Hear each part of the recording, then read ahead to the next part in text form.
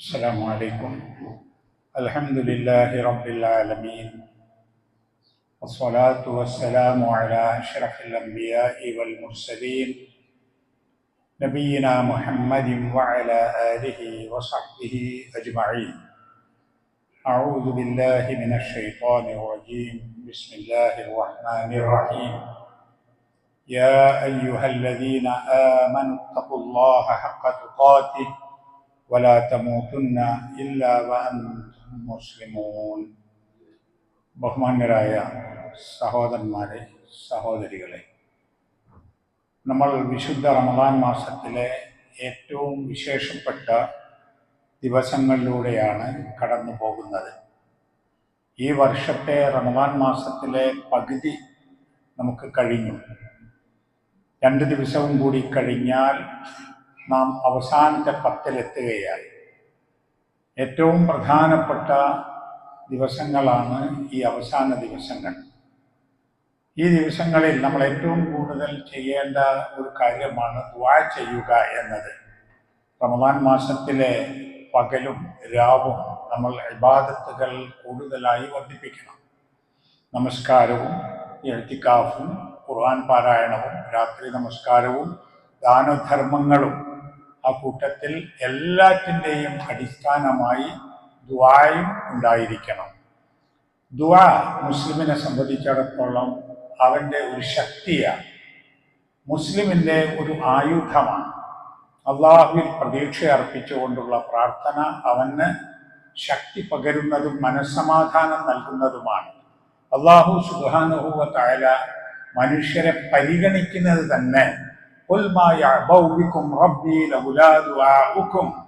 നിങ്ങളുടെ ദുആയില്ല എങ്കിൽ അല്ലാഹു സുബ്ഹാനഹു വ തആല പിന്നെ നിങ്ങളെ പരിഗണിക്കുന്നത് എങ്ങനെ എന്ന് ഖുർആൻ ചോദിക്കുന്നുണ്ട്. അതായത് അല്ലാഹു തആല നമ്മെ പരിഗണിക്കുന്നത് നാം പ്രാർത്ഥിക്കുന്നത് കൊണ്ടാണ്, ദുആ ചെയ്യുന്നത് കൊണ്ടാണ് എന്നർത്ഥം. ദുആ മനുഷ്യന്റെ മനസ്സിന്റെ ഉള്ളിൽ നിന്ന് വരുന്ന ആവശ്യപ്പെടലാണ്. ആ ദുആ ഉള്ള കർമ്മങ്ങൾ മാത്രമാണ് ഇബാദത്താവുകയുള്ളൂ. അദ്ദുആഉ ഹുവൽ ഇബാദ, ദുആയാണ് ഇബാദത്ത് എന്നാണ്. ലാ ഇലാഹ ഇല്ലല്ലാഹ് എന്നതാണല്ലോ അഫ്ളലു ദിക്ർ, ഏറ്റവും വിശേഷപ്പെട്ട ഏറ്റവും പോരിശയുള്ള ദിക്ർ ലാ ഇലാഹ ഇല്ലല്ലാഹ് എന്നതാണ്. അഫ്ളലു മാ ഖുൽതു അന വന്നബിയ്യൂന മിൻ ഖബ്ലി ഖൗലു ലാ ഇലാഹ ഇല്ലല്ലാഹ്. റസൂൽ സല്ലല്ലാഹു അലൈഹി വസല്ലം പറഞ്ഞു, ഞാനും എൻ്റെ മുമ്പുള്ള പ്രവാചകന്മാരും പറഞ്ഞിട്ടുള്ളതിൽ വെച്ച് ഏറ്റവും വിശേഷപ്പെട്ട ഏറ്റവും പോരിശയുള്ള ശ്രേഷ്ഠമായ വാക്ക് ലാ ഇലാഹ ഇല്ലല്ലാഹ് എന്നതാണ് എന്ന്. അത് നമ്മൾ നമസ്കാരത്തിൽ പറയുന്നു, ബാങ്കിൽ പറയുന്നു, ഇഖാമത്തിൽ പറയുന്നു, നമസ്കാരത്തിന് ശേഷം പറയുന്നു, വെറുതെ ഇരിക്കുമ്പോഴൊക്കെ നാം കൂടുതൽ പറയുന്ന ഒരു ദിക്റാണ് ലാ ഇലാഹ ഇല്ലല്ലാഹ്. ലാ ഇലാഹ ഇല്ലല്ലാഹ് എന്ന വാക്കിന് നമ്മൾ അറബിയിൽ തന്നെ അർത്ഥം പറയുക ലാ മഅബൂദ ബിഹഖ്ഖിൻ ഇല്ലല്ലാഹ് എന്നാണ് ഇതിന്റെ വിശദീകരണം. ഇബാദത്തിന് അർഹതപ്പെട്ടവനായി അല്ലാഹു അല്ലാതെ ആരുമില്ല. ലാ മഅബൂദ ബിഹഖ്ഖിൻ ഇല്ലല്ലാഹ്. അപ്പൊ ആർക്കാണോ ഇബാദത്ത് ചെയ്യുന്നത്, ആ ഇബാദത്ത് ചെയ്യപ്പെടുന്ന ആള് വ്യക്തിയോ ശക്തിയോ സങ്കല്പമോ എന്തെങ്കിലും ആവട്ടെ, അതായിരിക്കും അവന്റെ ഇലാഹ്. ഇനി എന്താണ് ഇബാദത്ത്? അതാണ് അദ്ദുആഉ ഹുവൽ ഇബാദ, ദുആ ചെയ്യലാണ് ഇബാദത്ത്. അപ്പൊ മനുഷ്യൻ അവന്റെ ആവശ്യ പൂർത്തീകരണത്തിന് വേണ്ടി, നന്മകൾ ലഭിക്കുവാൻ വേണ്ടി, വിഷമം തീർന്നു കിട്ടാൻ വേണ്ടി ആരോടാണ് കേണപേക്ഷിക്കുന്നത്, ആരെയാണ് വിളിച്ച് പ്രാർത്ഥിക്കുന്നത്, ആരെയാണ് ശരണം പ്രാപിക്കുന്നത്? അതാണ് അവന്റെ ഇലാഹ്, ആ പ്രവൃത്തിയാണ് ഇബാദത്ത്.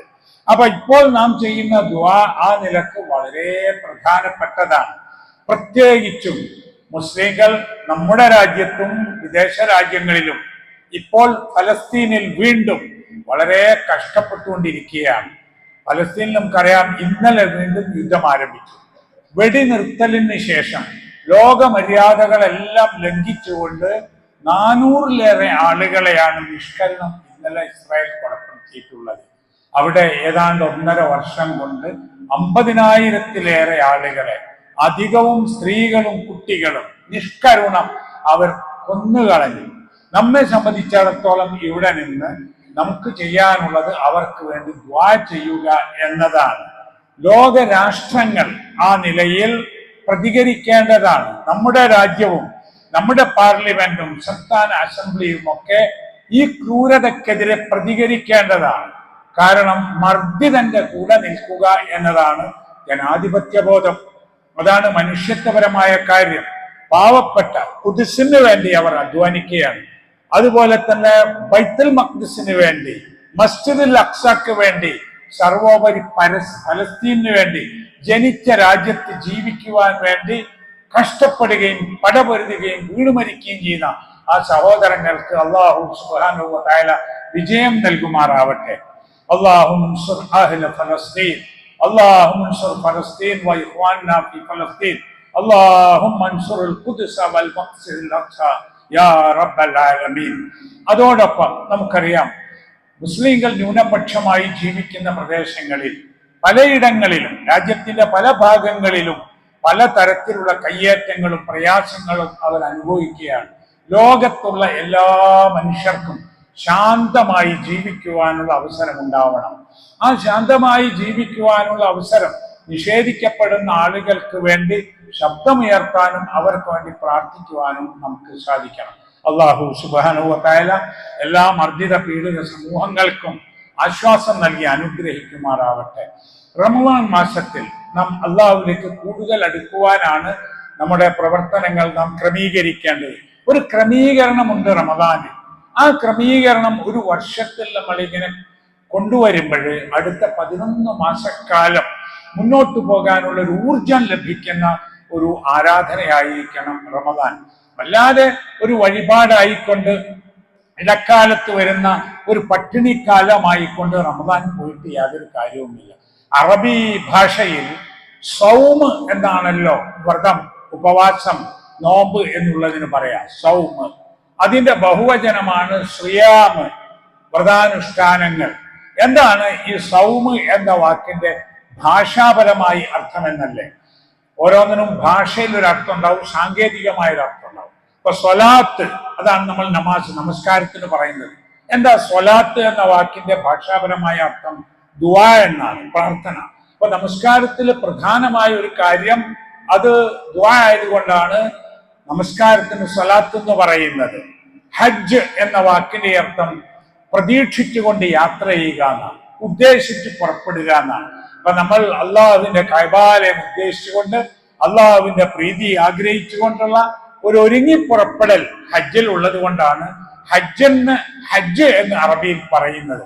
സാങ്കേതികമായി കുറെ കാര്യങ്ങളുണ്ട്. ഹജ്ജ് ആവണമെങ്കിൽ, നമസ്കാരമാകണമെങ്കിൽ. അതുപോലെ സക്കാത്ത് എന്ന വാക്കിന്റെ ഭാഷാപരമായ അർത്ഥം വളരുക എന്നാണ്. അതുപോലെ ശുദ്ധീകരിക്കുക എന്നാണ്.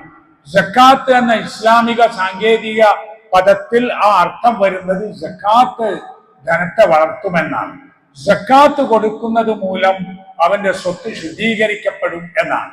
ഇതുപോലെ നോമ്പിന് സൗമ് എന്ന വാക്കിന്റെ അർത്ഥം നോക്കിയാൽ അറിയാം. സൗം എന്ന വാക്കിന്റെ അർത്ഥം ഒതുങ്ങുക എന്നാണ്, അച്ചടക്കം പാലിക്കുക എന്നാണ്. അപ്പൊ മനുഷ്യൻ ജീവിതത്തിന്റെ തിരക്കിനിടയിൽ, ജീവിതത്തിനുള്ള അധ്വാനത്തിനിടയിൽ അവന് പലപ്പോഴും ഒരു അച്ചടക്കമില്ലാത്ത, ഒരു ഒതുക്കമില്ലാത്ത ജീവിതമായി പോകുന്നുണ്ട്. അങ്ങനെയാണ് ജീവിതത്തിന്റെ ഒരു രീതിയും രൂപവും. അപ്പൊ റമദാൻ വരുന്നതോടുകൂടി ഒരു അച്ചടക്കം വരുന്നു. എത്രത്തോളം വലിയ അച്ചടക്കം എന്നല്ലേ? അപ്പൊ പകൽ സമയം മുഴുവൻ നമ്മൾ ഭക്ഷണപാനീയങ്ങൾ ഉപേക്ഷിക്കുന്നു. ആ ഭക്ഷണപാനീയങ്ങൾ ഉപേക്ഷിക്കുമ്പോൾ മനുഷ്യർ അവന്റെ നാവിനെയും അവന്റെ കൈകാലുകളെയും മറ്റവയവങ്ങളെയും നിയന്ത്രിക്കുന്നു. ഒരച്ചടക്കം. അതുകൊണ്ടാണല്ലോ നമുക്ക് ഇപ്പൊ വിശക്കുന്നുണ്ട് എല്ലാവർക്കും. ഉച്ച കഴിഞ്ഞല്ലോ, നമ്മുടെ വീട്ടിൽ ഭക്ഷണവും ഉണ്ടല്ലോ. ആരും കാണാനില്ലെങ്കിൽ പോലും നമുക്ക് താല്പര്യമുള്ള ആ ഭക്ഷണം റമദാൻ മാസത്തിൽ നോമ്പ് സമയത്ത് നമ്മൾ കഴിക്കാത്തത് എന്തുകൊണ്ടാണ്? ഈ സമയത്ത് എന്റെ റബ്ബ് അള്ളാഹു ഭക്ഷണം കഴിക്കരുത് എന്ന് എന്നോട് കൽപ്പിച്ചിരിക്കുന്നു. അനുസരണയുള്ള ഒരു അടിമ എന്ന നിലക്ക് ഞാൻ അത് അനുസരിക്കുന്നു. അതാണ് ആ അച്ചടക്കം. ആരും കണ്ടാലും കണ്ടില്ലെങ്കിലും നമ്മൾ റമദാൻ മാസത്തിൽ അല്ലെ നോമ്പ് കാലത്ത് പകൽ സമയത്ത് നമ്മൾ ഭക്ഷണം ഉപേക്ഷിക്കുന്നു. അതിന്റെ സമയവും നോക്കൂ. നമുക്കതിന് കൃത്യമായ മിനിറ്റും സെക്കൻഡും ഒക്കെ ഉണ്ടല്ലോ. ഇപ്പോ സുബഹി ആകുന്നത് മുതൽ സൂര്യൻ അസ്തമിക്കുന്നത് വരെയുള്ള സമയം ഇപ്പൊ 13 മണിക്കൂറിലധികം നേരമുണ്ട്. ചിലപ്പോൾ അതിലധികം ഉണ്ടാവും, ചിലപ്പോൾ കുറവാകും. ഈ പകൽ വേള മുഴുവനും നമ്മൾ പട്ടിണി കിടക്കും. ഭക്ഷണം കഴിക്കുന്നില്ല, വെള്ളം കുടിക്കുന്നില്ല. ഇതര സമുദായത്തിൽപ്പെട്ട ചില ആളുകളെ നമ്മളെ നോമ്പിനെ പറ്റി അത്ഭുതത്തോടു കൂടി പറയും, ഇവര് പച്ചവെള്ളം പോലും കുടിക്കുന്നില്ല. അവർക്കത് സങ്കല്പിക്കാൻ കഴിയാത്തൊരു സംഗതിയാണ്. പക്ഷെ നോമ്പെടുത്ത് ശീലിച്ച ആളുകൾക്ക് ഒരു പ്രശ്നവുമില്ലല്ലോ. അവർ നോമ്പെടുക്കുന്നുണ്ട്, അവർ ജോലി ചെയ്യുന്നുണ്ട്, അവർ യാത്ര ചെയ്യുന്നുണ്ട്, അവരുടെ ജീവിതത്തിലെല്ലാം ഉണ്ട്. എന്തുകൊണ്ടാണെന്നറിയോ? നോമ്പ് കാലത്ത് ഇങ്ങനെയാണ് എന്നത് മനസ്സിന്റെ ഉള്ളിൽ അവർ വളർത്തിയെടുത്തു എന്നതുകൊണ്ടാണ്. എന്നാൽ ചില ആളുകളുണ്ട്, നബി സല്ലല്ലാഹു അലൈഹി വസല്ലം പറഞ്ഞിട്ടുണ്ട്, റുബ്ബ സ്വായിമിൻ, എത്ര നോമ്പുകാരുണ്ട്. അവർ നോമ്പ് സമയത്ത് വെള്ളം കുടിക്കുന്നില്ല, ഭക്ഷണം കഴിക്കുന്നില്ല, പട്ടിണിയാണ് എന്നതൊഴിച്ചാൽ അവരെ നോമ്പുകൊണ്ട് ഒരു കാര്യവുമില്ല. അത് നോമ്പിന്റെ 2 ഭാഗമുണ്ടല്ലോ. ഒന്ന് ഭൗതികമായ അതിന്റെ രൂപം, അതാണ് നമ്മുടെ ഈ പട്ടിണി.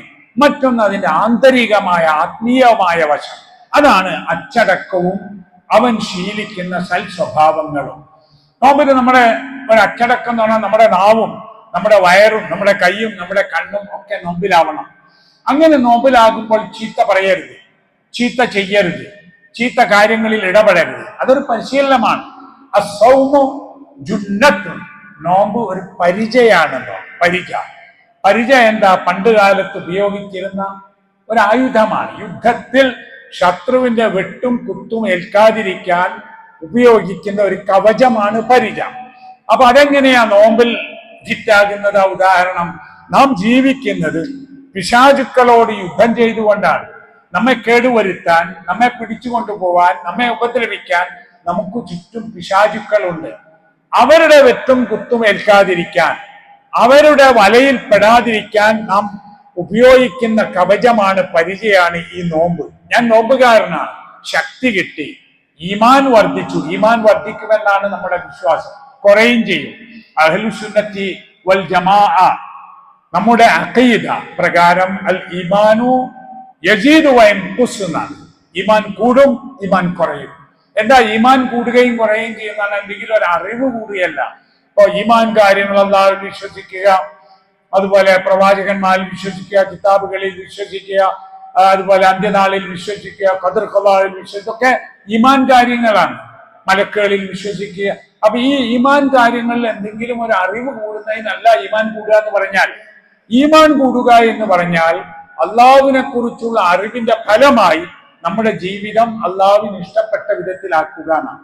നമുക്ക് തന്നെ തോന്നുമ്പോൾ ചിലപ്പോഴേ അപ്പൊ നമ്മളൊക്കെ നമസ്കരിക്കുന്നവരാ, ചില സമയത്ത് നമുക്ക് നേരത്തെ ബാങ്ക് കൊടുക്കാനായല്ലോ, നേരത്തെ വുദു ചെയ്ത് പള്ളിയിലെത്തി തഹിയ്യത്ത് നമസ്കരിച്ച് ജമാഅത്ത് കാത്തിരുന്ന് ജമാഅത്ത് നമസ്കാരം കഴിഞ്ഞ് സുന്നത്ത് നമസ്കരിച്ച് ദിക്റും ദുആയൊക്കെ ചെയ്ത് അങ്ങനെ നമ്മൾ പോകും. ഇതേ നമ്മൾ തന്നെ ചില ദിവസം ബാങ്ക് കൊടുത്തു, എന്നാലും 5 മിനിറ്റ് കൂടി ഉണ്ടല്ലോ എന്ന് വിചാരിക്കും.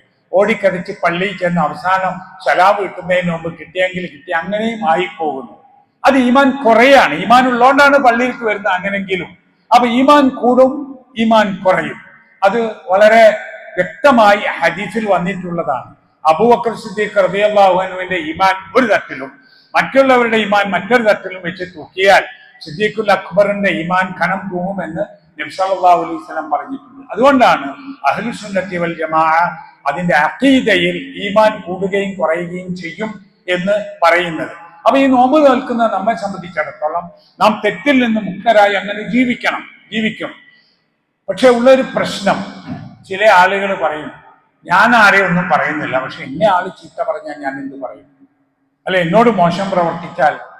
അപ്പൊ അതിനാണ് നബി സല്ലല്ലാഹു അലൈഹി വസല്ലം പറഞ്ഞത്, നോമ്പെടുത്ത മനുഷ്യർ അച്ചടക്കം ഒതുക്കം ഒക്കെ പാലിക്കുമ്പോൾ ആരെങ്കിലും ഇങ്ങോട്ട് ചീത്ത പറയുകയോ ഉപദ്രവിക്കുകയോ ചെയ്താൽ അവൻ പറയണം, ഇന്നീ സ്വായിമുൻ, എനിക്ക് നോമ്പാണ് എന്ന് പറയണം.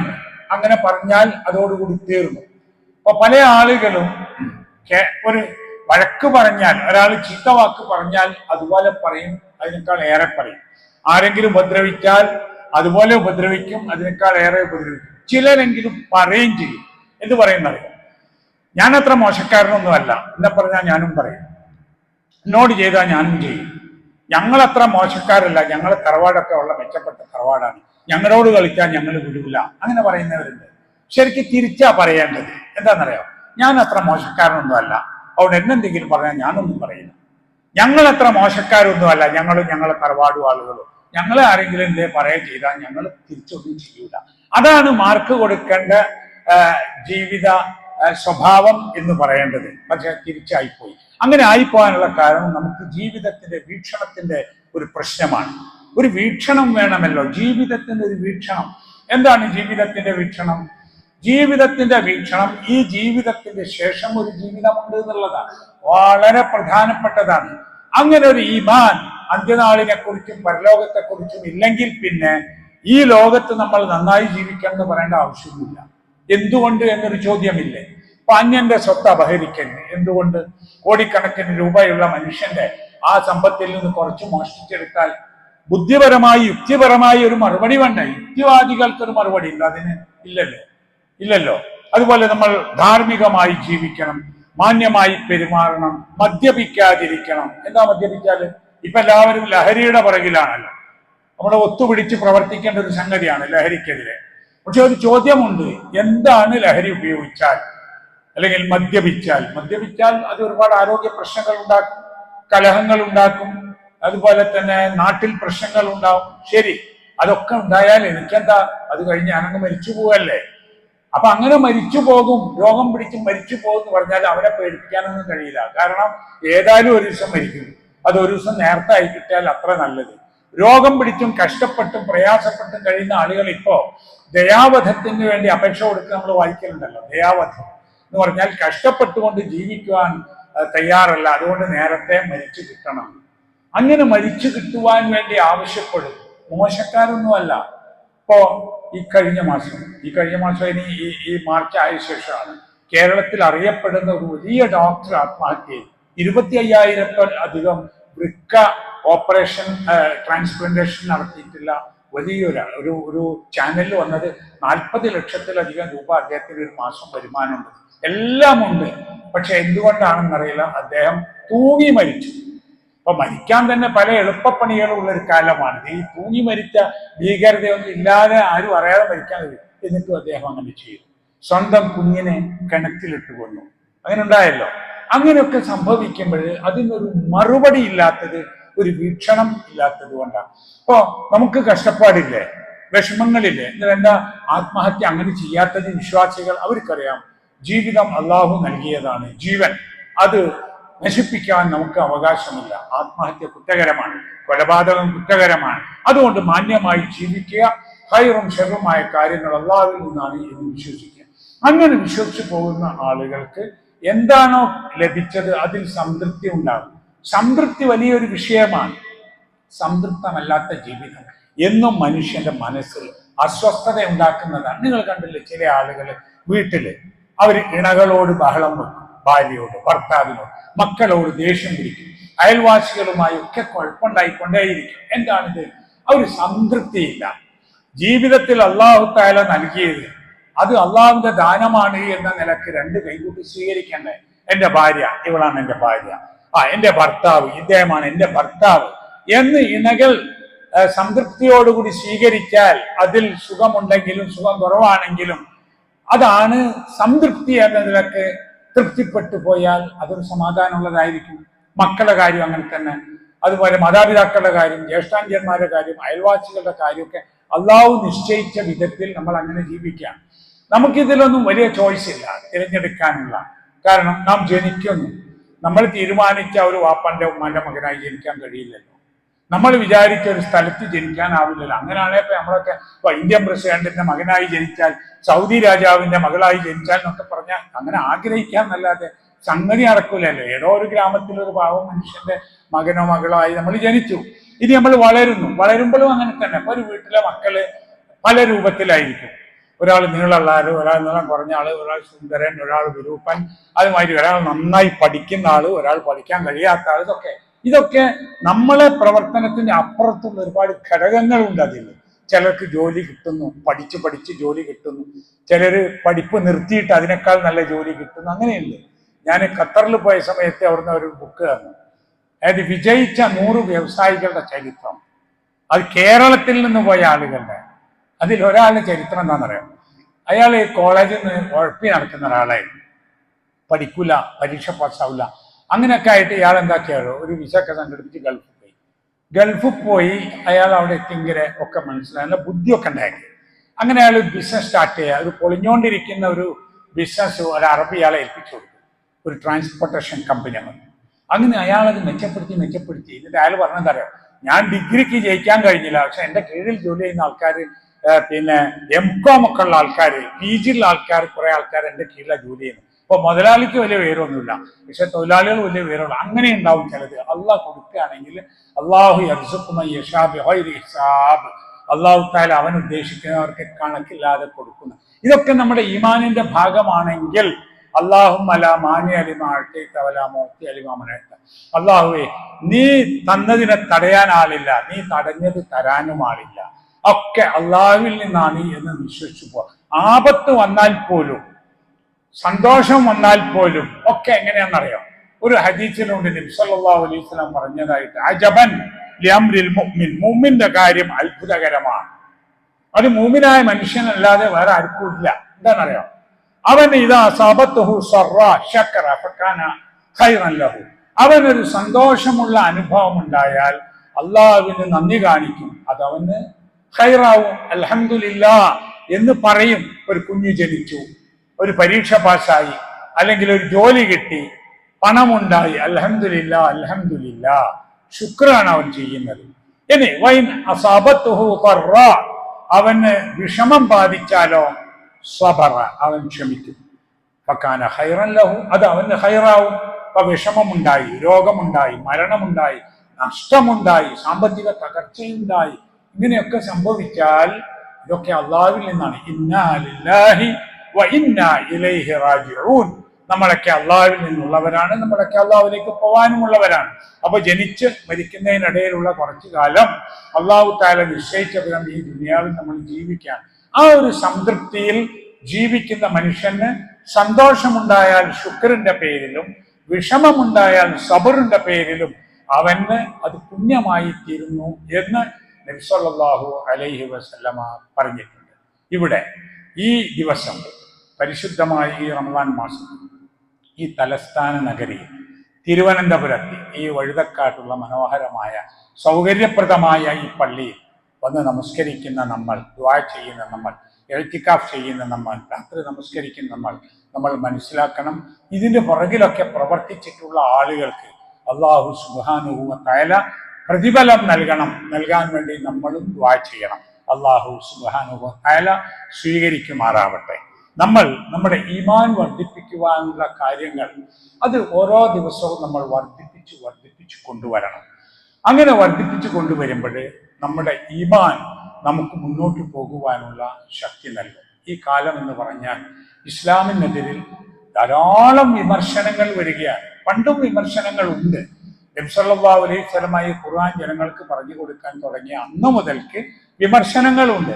പക്ഷേ ഇപ്പോഴുള്ളത് എന്താണെന്ന് വെച്ചാൽ ഈ എല്ലാത്തിനും നന്മയ്ക്കും തിന്മയ്ക്കുമുള്ള പ്രചാരണം കൂടുതലായി, അതിനുള്ള സാമൂഹിക മാധ്യമങ്ങളായി, അതുപോലെ തന്നെ ഈ തിന്മകളുടെ പ്രചരണത്തിന് വേഗത കൂടി. പിന്നെ വിമർശകരായ ആളുകൾ എല്ലാ അതിർത്തികളും വിട്ടു. ഇപ്പൊ പണ്ട് കാലത്ത് നമ്മൾ നോക്കും, യുക്തിവാദികള്, ഇപ്പൊ നമ്മളൊക്കെ സ്കൂളിലും കോളേജിലും പഠിക്കുന്ന കാലത്തുള്ള യുക്തിവാദികള് അവർ ചർച്ച ചെയ്തിരുന്നത് ഈ പ്രപഞ്ചം സ്വയംഭൂവാണോ, ഇതിനൊരു സൃഷ്ടാവുണ്ടോ, ഇതൊരു സൃഷ്ടിയാണോ, ഇങ്ങനത്തെ വിഷയങ്ങളാണ് 70കളിലൊക്കെ. പക്ഷെ ഇപ്പോഴെന്തായെന്നറിയോ, ഇപ്പോ ഇസ്ലാം പഴഞ്ചനാണ്, മുഹമ്മദ് നബി ഒരു കള്ളനാണ്, അല്ലെ ക്രൂരനാണ്, കൊലയാളിയാണ്, ശ്രീലമ്പടനാണ് എന്ന് പറഞ്ഞ് പരിഹസിച്ചുകൊണ്ടാണ്. ആ പരിഹസിക്കുന്നത് എല്ലാവരും പരിഹസിക്കുന്ന ഇസ്ലാമിനെയും ഇസ്ലാമിന്റെ പ്രവാചകനെയുമാണ്. അപ്പൊ യുക്തിവാദികൾ പല മതത്തിൽ നിന്നും വിട്ടുവന്നവരുണ്ടല്ലോ, അവരെല്ലാവരും പരിഹസിക്കുന്നതും വിമർശിക്കുന്ന ഇസ്ലാമിനെയാണ്. അപ്പൊ എക്സ് മുസ്ലിങ്ങൾ നമുക്കൊരു കൂട്ടുണ്ടായല്ലോ. എന്നാല് യുക്തിവാദികളായ ഹിന്ദുക്കൾ ഉണ്ടല്ലോ, അവരൊരു എക്സ് ഹിന്ദുയിസം അങ്ങനെ ഉണ്ടാക്കിയില്ലല്ലോ. യുക്തിവാദത്തിലേക്ക് പോയ ക്രിസ്ത്യാനികളില് അവരൊരു എക്സ് ക്രിസ്ത്യാനികൾ എന്നറിയപ്പെടുന്നില്ല. എന്താ കാരണം എന്നറിയാം? ഇസ്ലാം വളരെ സജീവമാണ്. ഒരു പ്രാക്ടീസിങ് റിലിജൻ എന്നാണ് അതിനെപ്പറ്റി പറയുന്നത്. അനുഷ്ഠാനമുള്ള ഒരു മതമാണ്. ഓരോ ദിവസവും അവർക്ക് അനുഷ്ഠാനങ്ങളുണ്ട്. അതുകൊണ്ട് തന്നെ മതം എന്ന നിലക്ക്, മതം എന്നാണ് ദീൻ എന്ന നിലക്ക്, ദീൻ എന്ന വാക്കിന് പൂർണ്ണമായ ഒരു മലയാളമോ ഇംഗ്ലീഷോ ഒന്നുമില്ല. നമ്മൾ മതം എന്നും റിലിജൻ എന്നും ഒക്കെ പറയുന്നത് ഒരു ഏകദേശ അർത്ഥമാണ്. അറബിയിൽ ദീൻ എന്ന് പറഞ്ഞാൽ ഒരു മനുഷ്യന്റെ ജീവിതത്തിൽ അവൻ അനുഷ്ഠിച്ചു പോരുന്ന നിയമങ്ങളാണ്. അത് എല്ലാ സമയം, ഇപ്പൊ 5 നേരത്തെ നമസ്കാരത്തിന് ഒരു അരമണിക്കൂർ സമയം മതി, അതുകൊണ്ട് ദീൻ പൂർത്തിയാവില്ല. അവന്റെ എല്ലാ സന്ദർഭങ്ങളിലും അവൻ എന്ത് പാലിച്ച് ജീവിക്കുന്നുവോ അതാണ് ദീൻ. അപ്പൊ അങ്ങനെ സജീവമായ, നിലനിൽക്കാൻ അർഹതയുള്ള, മനുഷ്യന്റെ ബുദ്ധിയെ സ്വാധീനിക്കുന്ന പ്രായോഗികവും ശാസ്ത്രീയവുമായ ഒരു നിയമമാണിത് എന്നതുകൊണ്ടാണ് ഇവർ ഇതിനെ എതിർക്കുന്നത്. അപ്പൊ നമ്മുടെ സമീപനം എന്താ? നമ്മുടെ സമീപനം ഇത് പഴഞ്ചനാണോ? ആ പഴഞ്ചൻ മതി, നമുക്ക് നല്ലതാണ്. കാരണം എന്താ പറയുക, ഇതിനേക്കാൾ മെച്ചപ്പെട്ട ഒരു ഉദാഹരണം അവർക്ക് കൊണ്ടുവരാൻ കഴിഞ്ഞിട്ടില്ല. അപ്പൊ വിശ്വാസം, ദൈവവിശ്വാസം, ഏകദൈവ വിശ്വാസം, അതിന് മെച്ചപ്പെട്ട ഒരു വിശ്വാസമാണോ ദൈവനിഷേധം? അല്ലല്ലോ. ബുദ്ധിപരമാണോ? അല്ലല്ലോ. അല്ലെങ്കിൽ ബഹുത്വം, ബഹുദൈവത്വം, അത് ഇതിനേക്കാൾ മെച്ചപ്പെട്ടതാണോ? അല്ലല്ലോ. അതേപോലെ തന്നെ ആരാധനകൾ നോക്കൂ, നമ്മുടെ വൃത്തി നോക്കൂ, ജീവിതത്തിലെ സദാചാരം നോക്കൂ, കുടുംബ വ്യവസ്ഥ നോക്കൂ. കുടുംബം, വിവാഹം ഉണ്ടാവണം, ആണും പെണ്ണും വിവാഹത്തിലൂടെയാണ് കുടുംബമായി ജീവിക്കേണ്ടത്, ഇണയാവേണ്ടത്. എന്നാൽ എന്തിനാണ് കുടുംബം? യുക്തിവാദികൾക്ക് ഒരു ഏക തീരുമാനമില്ലല്ലോ. അതിൽ വിവാഹം വേണമെന്ന അഭിപ്രായമുള്ളവരും വേണ്ടെന്ന അഭിപ്രായമുള്ളവരുമുണ്ട്. അപ്പോ വിവാഹമില്ലാതെ പ്രകൃതിപരമായ ആവശ്യങ്ങൾ എങ്ങനെ പൂർത്തിയാക്കും? അതിനവർ പറയുന്നത് അതിന് ലിവിങ് ടുഗദർ മതി.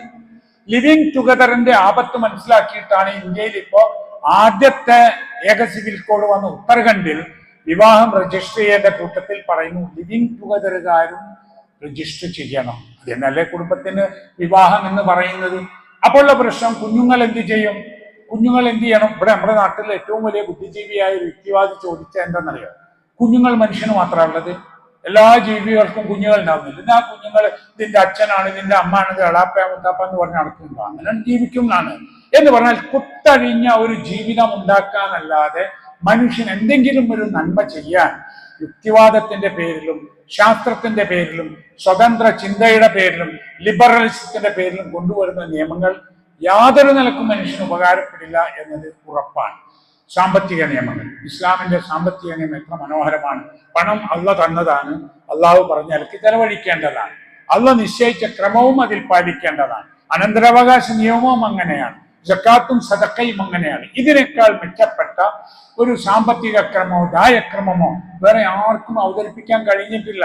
അവനവൻ അധ്വാനിച്ചുണ്ടാക്കുന്ന പണം പരപ്രേരണയില്ലാതെ പാവങ്ങൾക്ക് എടുത്തു കൊടുക്കുന്ന നമ്മുടെ സക്കാത്തും നമ്മുടെ സദക്കയും അങ്ങനെ ഒന്ന് അവതരിപ്പിക്കാൻ ഇവർക്ക് സാധിക്കുക? ബുദ്ധിപരമായി എന്താണ് അവർക്കതിന് പറയാനുള്ളത്? അതുകൊണ്ട് തന്നെ ഈ കാലത്ത് വിമർശനങ്ങൾ കൂടിയപ്പോൾ നമ്മുടെ ഈമാൻ വർദ്ധിക്കണം. യുരീദൂന ലിയുത്ഫിഉ നൂറല്ലാഹി ബിഅഫ്വാഹിഹിം വല്ലാഹു മുതിമ്മു നൂരിഹി വലൗ കരിഹൽ കാഫിറൂൻ. അള്ളാഹുവിന്റെ പ്രകാശത്തെ ഊതിക്കെടുത്താൻ അവർ ആഗ്രഹിക്കുന്നു. അള്ളാഹുവിന്റെ പ്രകാശം, ഈ ദീന്, ഈ നന്മ, ഈ നിയമം, ഇത് ഊതിക്കെടുത്താൻ അവർ ആഗ്രഹിക്കുന്നു. എന്നാൽ വല്ലാഹു മുതിമ്മു നൂരിഹി, അള്ളാഹു തആല ഈ പ്രകാശത്തെ പൂർത്തീകരിക്കും. വലൗ കരിഹൽ കാഫിറൂൻ, സത്യനിഷേധികൾക്ക് അത് വെറുപ്പാണെങ്കിലും ശരി എന്നാണ്.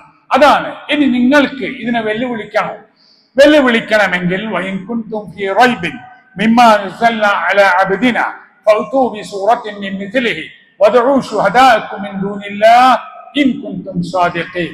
നിങ്ങൾക്ക് നാം നമ്മുടെ അടിമക്ക് ഇറക്കിക്കൊടുത്തതിൽ, അതായത് മുഹമ്മദ് നബി തിരുമേനി സ്വല്ലല്ലാഹു അലൈഹി വസല്ലമയ്ക്ക് അള്ളാഹു ഇറക്കിക്കൊടുത്ത ഈ ഖുർആനിൽ നിങ്ങൾക്ക് സംശയമുണ്ടെങ്കിൽ, അപ്പൊ സംശയമാണല്ലോ നിങ്ങൾക്ക് ഉണ്ടെങ്കിൽ, നിങ്ങളൊരു കാര്യം ചെയ്യും, ഫഅ്തൂ ബിസൂറത്തിൻ മിൻ മിസ്ലിഹി, ഇതുപോലൊരു സൂറത്ത് കൊണ്ടുവരും.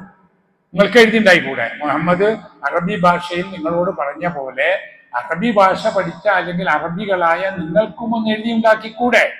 അതിന് നിങ്ങൾ ഒരാളോ രണ്ടാളോ അല്ല, ൂനില്ല, പഠിച്ചവനല്ലാത്ത എല്ലാരെയും നിങ്ങൾ കൂട്ടിക്കോളും സഹായികളായിട്ട്. ഈ കുന്തും സാധ്യതയും നിങ്ങൾ സത്യവാന്മാരാണെങ്കിൽ നിങ്ങൾക്കതിന് കഴിയില്ല എന്ന് അതിനുശേഷം ഖുർആൻ പറയുകയും ചെയ്തു. ഇന്നും അങ്ങനെ തന്നെയാണല്ലോ. മനുഷ്യന്റെ ജീവിതത്തെ നിയന്ത്രിക്കുവാനും നല്ല വഴിയിൽ കൊണ്ടുവരുവാനും ധാർമ്മികതയിലേക്ക് എത്തിക്കുവാനുമുള്ള ഒരു നിയമപുസ്തകം എഴുതി ഉണ്ടാക്കാൻ ആർക്കും സാധിച്ചിട്ടില്ല. ഇപ്പൊ നോക്കൂ, ഈ ദിവസങ്ങളിൽ റമദാനായ ശേഷം നമ്മുടെ നാട്ടിൽ ലഹരിക്കെതിരെയുള്ള സംസാരങ്ങളാണ്. ഇഫ്താർ മീറ്റിംഗിൽ പോലും ഞാൻ മെനയാന്ന് ഒരു ഇഫ്താർ മീറ്റിംഗിൽ പങ്കെടുത്തിരുന്നു. ഒരു മുസ്ലിം അല്ലാത്ത ഒരു ഹൈന്ദവ സുഹൃത്ത് സംഘടിപ്പിച്ചതാ കോഴിക്കോട്ട്. അതിൽ ടൈറ്റിൽ എന്താണെന്നറിയാം? സൗഹാർദ്ദ സംഗമം, ലഹരി വിരുദ്ധ പ്രചാരണം എന്നൊക്കെ പറഞ്ഞ ഇഫ്താർ സംഗമം. അതുപോലും ഇവിടെ ഈ ലഹരി അത്രയായപ്പോ അപ്പൊ നമ്മുടെ ഇവിടെ തന്നെ തലസ്ഥാനത്ത് ഈ നിയമസഭയിൽ തന്നെ മുഖ്യമന്ത്രി ലഹരിക്കെതിരെ നമ്മൾ പ്രവർത്തിക്കണം എന്ന് പറഞ്ഞു. ഭരണപക്ഷത്തുള്ളവരും പ്രതിപക്ഷത്തുള്ളവരും എല്ലാവരും നമുക്ക് ഒന്നിച്ച് പ്രവർത്തിക്കണം എന്ന് പറഞ്ഞു. എന്താ?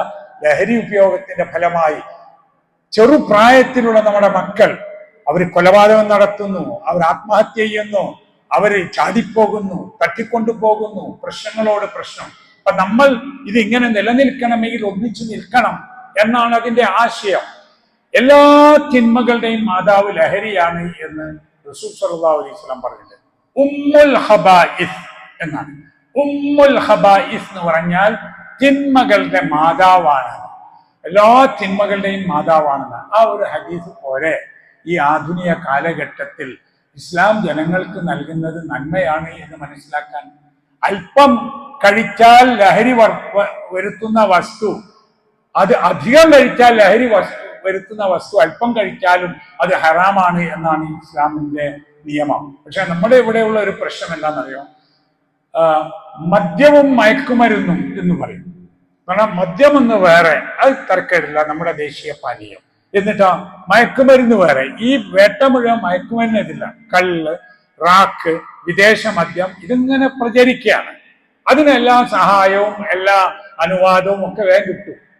ഒരു റേഷൻ കട തുടങ്ങാൻ പോലും പെർമിഷൻ കിട്ടുന്നതിനേക്കാൾ വേഗത്തിൽ മദ്യഷാപ്പിനും അതുപോലെ വിദേശ മദ്യഷാപ്പിനും പെർമിഷൻ കിട്ടും. ഒരു നാട്ടിലെ മുഴുവൻ മനുഷ്യരും ഞങ്ങൾക്കിവിടെ ഒരു ആരാധനാലയം ഉണ്ടാക്കണം, ഒരു പള്ളി നിർമ്മിക്കണം, ഒരു ചർച്ച് നിർമ്മിക്കണം, അല്ലെങ്കിൽ ടെമ്പിൾ നിർമ്മിക്കണം എന്ന് പറഞ്ഞ് അപേക്ഷ കൊടുത്താൽ അത് കിട്ടൂല. കാരണം അപ്പോൾക്ക് ഒരാളെ അതിനെ എതിർത്താൽ മതി എന്നാണ്. അവിടെ ലോ ആൻഡ് ഓർഡർ പ്രശ്നം. ശരി, ഒരു നാട്ടിലെ മുഴുവൻ മനുഷ്യരും ഇവിടെ മദ്യഷാപ്പ് വരരുത്, ഇതിനടുത്തൊരു സ്കൂളുണ്ട്, ഇതിനടുത്തൊരു ആരാധനാലയമുണ്ട്, ഇത്ര വീടുകളുണ്ട് എന്ന് 100% ആളുകൾ എഴുതി കൊടുത്താലും അത് അവിടെ നിലനിൽക്കുകയാണ്. അപ്പൊ നമ്മൾ പറയേണ്ടത് എങ്ങനെയാണെന്നറിയാം? മദ്യവും മറ്റു മയക്കുമരുന്നുകളും എന്ന് പറയണം. മദ്യവും മയക്കുമരുന്ന് തന്നെയാണ്. മദ്യവും മറ്റു മയക്കുമരുന്നുകൾ, ഇത് മയക്കുമരുന്നിൽ നിന്ന് ഒഴിവാക്കി വെച്ചാൽ ഇത് തന്നെയാണ് സംഭവിക്കുക. എല്ലാത്തിനും അങ്ങനെ. ഇന്ന് ഞാൻ വായിച്ചൊരു പത്രത്തിൽ അൽഹംദുലില്ലാ ചൈനയിൽ നിന്നുള്ളൊരു വാർത്ത ഉണ്ട്. എന്താണെന്നറിയാം? ചൈനയിലെ ഒരു പ്രദേശത്തിൽ ആളുകളുടെ ജനനം കുറഞ്ഞു. എന്നാൽ കുട്ടികൾ വേണ്ട വേണ്ട വേണ്ട എന്ന് പറഞ്ഞിട്ട് ജനനം കുറഞ്ഞു. 5-1 ആളെ വിവാഹം ചെയ്യാൻ പോലും തയ്യാറുള്ളൂ. പിന്നെ മക്കളുണ്ടാകും. ഇപ്പൊ എന്നിട്ട് അവിടെ ഗവൺമെന്റ് ഓഫർ പ്രഖ്യാപിച്ചിരിക്കുന്നു. എത്രയോ ലക്ഷം രൂപ ആദ്യ പ്രസവത്തിന്, അതുപോലെ രണ്ടാമത്തെ പ്രസവത്തിന്, എല്ലാ ആനുകൂല്യങ്ങളും. എന്താ? കുഞ്ഞുങ്ങൾ ഉണ്ടാവണം എന്ന പ്രകൃതിപരമായ നിയമത്തെ നശിപ്പിച്ചു. എന്നിട്ട് കുഞ്ഞുങ്ങൾ ഉണ്ടാവണ്ട. ഈ വിവാഹപ്പേടി, മാതൃഭൂമി പത്രം നടത്തിയത് ഇന്റർവ്യൂ പറയുന്നത് വിവാഹപ്പേടി എന്ന ഒരു സംഗതി കൗമാരന്മാർ ഇടയിൽ പ്രചരിക്കുന്നു. ആൺകുട്ടികൾക്കും പെൺകുട്ടിക്കും ഇടയിൽ. ഒരു 100 ആൺകുട്ടികൾ കല്യാണം കഴിക്കാൻ ആഗ്രഹിക്കുമ്പോൾ ഒരു 50 പെൺകുട്ടികൾ പോലും കല്യാണത്തിന് തയ്യാറില്ല. എന്താ? ഇപ്പോ പഠിച്ച് വിവരമായി ചെറിയ ചില ജോലിയൊക്കെ ഉണ്ട്, അത്യാവശ്യം പൈസയുണ്ട്, കല്യാണം, പിന്നെ ഒരു ഭർത്താവിന്റെ ആളുകൾ, പിന്നെ ഗർഭം, പ്രസവം, മലയൂട്ടൽ ഒക്കെ ഒരു ഇടങ്ങേറും ശല്യവും വേണ്ട. അതുകൊണ്ട് ഇങ്ങനെ പോട്ടെ എന്ന് വിചാരിക്കാണ് പെൺകുട്ടികൾ കുറെ നാൾ. ആൺകുട്ടികളിലും വന്നിട്ടുണ്ട് അങ്ങനെ. അതായത് നമ്മൾ ജീവിക്കാൻ അത്യാവശ്യം പൈസ ഒക്കെ നമുക്ക് അങ്ങനെ സുഖമായി ജീവിച്ചു പോകാം. ഇതിന്റെ ദുരന്തം നോക്കൂ. കുഞ്ഞുങ്ങൾ വേണ്ട, വിവാഹം വേണ്ട, അതൊക്കെ പ്രശ്നമാണെന്ന് പറഞ്ഞാൽ പ്രകൃതി വിരുദ്ധമായ ജീവിത ശൈലി ഉണ്ടാക്കിയാൽ നേരെ തിരിച്ചു വരും. അതുകൊണ്ടാണ് വിവാഹം കഴിക്കാൻ പ്രോത്സാഹനം, കുഞ്ഞുങ്ങൾ ഉണ്ടാകുന്നതിന് ഒരുപാട് ഓഫറുകൾ, ഒരുപാട് ആനുകൂല്യങ്ങൾ ഒക്കെ ചെയ്യേണ്ടി വന്നിട്ടുണ്ട്. അങ്ങനെ മടങ്ങും. കാരണം അള്ളാഹുവിന്റെ നിയമം അത് ഫിത്രത്തുല്ലാഹ്. അള്ളാഹുവിന്റെ നിയമം അള്ളാഹു നിശ്ചയിച്ച ഒരു ഫിത്രത്താണ്, പ്രകൃതിയാണ്. പ്രകൃതിയോട് ചേർന്ന് നിൽക്കുന്ന നിയമമാണ് ദീനിലുള്ളത്. അത് അനുഷ്ഠിച്ച് ജീവിച്ചാൽ ജീവിക്കുന്നവന് നന്ന്, അവന്റെ കുടുംബത്തിന് നന്ന്, അയൽവാസികൾക്ക് നന്ന്, രാജ്യത്തിനും ലോകത്തിനും അത് നല്ലതാണ്. അങ്ങനെ നല്ല മനുഷ്യരായി ജീവിക്കുവാൻ നാം പരിശ്രമിക്കണം. അല്ലാഹു സുബ്ഹാനഹു വ തആല നമ്മെ എല്ലാവരെയും അനുഗ്രഹിക്കുമാറാകട്ടെ. റഹ്മാനു റഹീമുമായ അള്ളാഹുവെ, ഞങ്ങളിൽ നിന്ന് വന്നു പോകുന്ന തെറ്റുകുറ്റങ്ങൾ നീ ഞങ്ങൾക്ക് വിട്ടുപുറത്തു മാപ്പാക്കി തരണമേ. ഞങ്ങളിൽ നിന്ന് മരണപ്പെട്ടു പോയ ആളുകൾക്ക് മഗ്ഫിറത്ത് നൽകി അനുഗ്രഹിക്കണമേ. രോഗങ്ങളും പ്രയാസങ്ങളും കഷ്ടപ്പാടുകളുമുള്ള ആളുകളുടെ എല്ലാ പ്രയാസങ്ങളെയും ദുരിതങ്ങളെയും രോഗങ്ങളെയും അല്ലാഹുവേ നീ ദൂരീകരിച്ച് തരണമേ. ലോകത്ത് ജീവിക്കുന്ന എല്ലാ മനുഷ്യർക്കും ശാന്തിയോടും സമാധാനത്തോടും കൂടി ജീവിക്കുവാനുള്ള സൗഭാഗ്യം നൽകി അനുഗ്രഹിക്കണമേ. ഇസ്ലാമും മുസ്ലിം സമൂഹവും അനുഭവിക്കുന്ന പീഡനങ്ങളും കഷ്ടപ്പാടുകളും അതിജയിക്കുവാനുള്ള ഈമാനും കരുത്തും നൽകി ഈ സമുദായത്തെ, ഈ സമൂഹത്തെ നീ അനുഗ്രഹിക്കണമേ. നല്ല കാര്യങ്ങൾ ചെയ്യുന്ന ആളുകൾക്ക് കൂടുതൽ നന്മ ചെയ്യാൻ നീ സന്മനസ് നൽകുകയും അത് അവരിൽ നിന്ന് സ്വീകരിക്കുകയും ചെയ്യണമേ. റബ്ബന ആതിന ഫിദ്ദുനിയ ഹസന വഫിൽ ആഖിറതി ഹസനത വഖിന അദാബന്നാർ വസല്ലല്ലാഹു അലാ നബിയിന മുഹമ്മദ് വഅലാ ആലിഹി വസഹ്ബിഹി വസല്ലം.